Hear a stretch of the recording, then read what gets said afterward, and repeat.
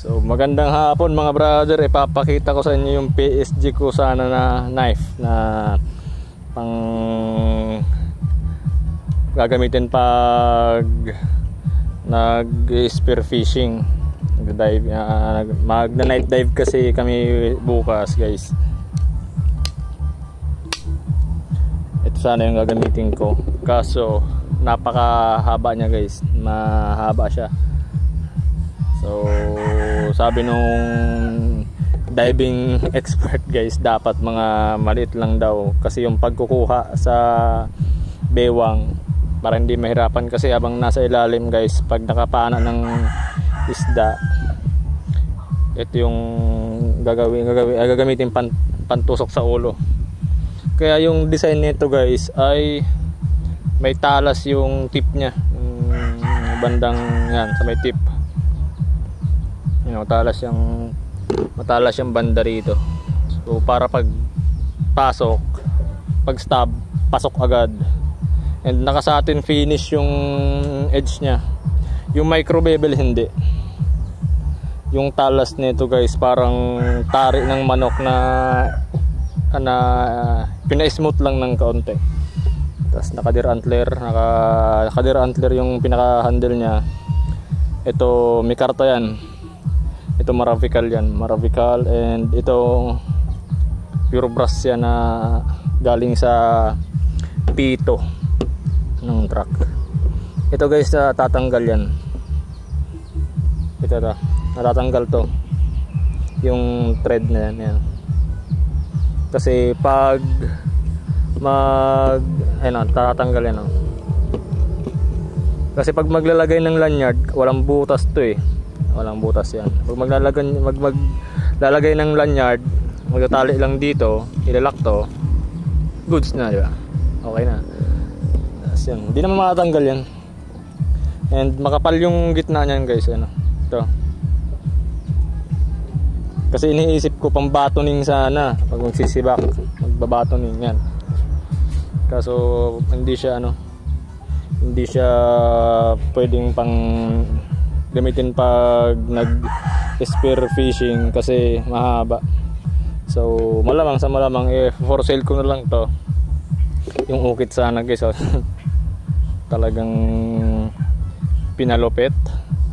Kasi di ba dadayo tayo dun sa para yung mga tao doon nakita nila yung mga gawa natin. Sabihin nila ang lupit naman yan. Guys, matanda na naka hoodie. naka hoodie jacket. Albay na tong clip na to. Hinabaan ko yung clip para sure na walang hindi siya mahuhulog pag nasa ilalim ng dagat. Kaso pag nabili to, hindi ko na to magagamit bukas. Kasi bukas guys, spear fishing kami. So baka yung pinahig na lang muna yung gamitin ko. Siyempre, the design is very human. Hindi kasi pwedeng nahuhulog yan basta-basta di ba? Pag nasa ilalim ka ng dagat, tas gumanon ay nahulog, hindi pa kung malalim, pahirapan ng makuha yun. So dapat hindi siya nahuhulog. Sa talas nito tsaka yung sinampalok guys, ito yung ginamit namin. Sabi ni Sir Cesar, imbis na gamitin namin ang tubig, so itong singer oil ang sabi niyang dapat gamitin daw.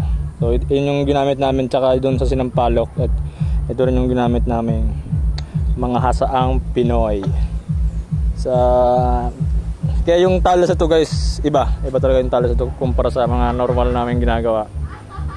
Sa mga gustong ito pala, di ba, iba pamigay natin to. Ang napili is ni Sir Cesar para dito ay si EJ Manalo. So para dito. Meron pa naman sa atin yung ipapatry na iba, yun, mamimigay ulit tayo doon. Ito naman kay Master Labok to. Sabi niya yun, gusto niya daw to. Dalawa kasi yan, magkaibang grades. yung gusto niya. So ito lang yung matitira sa atin. Yung dalawang to, malay mo yung isa dyan ipamigay ko rin. So abang-abang lang. Basta ito si AJ Manalo yung mabibigyan nito. And ito yung mga spear gun na gagamitin namin bukas, guys. Ito yung gagamitin ko. Napakahaba ng talim mo. Napakahaba. Ito naman dun sa kasama ko. Ito yung gagamitin niya. Sa akin din to.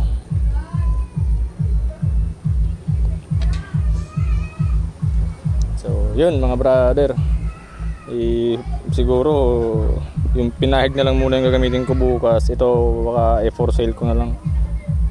So pero depende pa rin kung walang bumili, di gamitin ko bukas, di ba? So yun, thank you.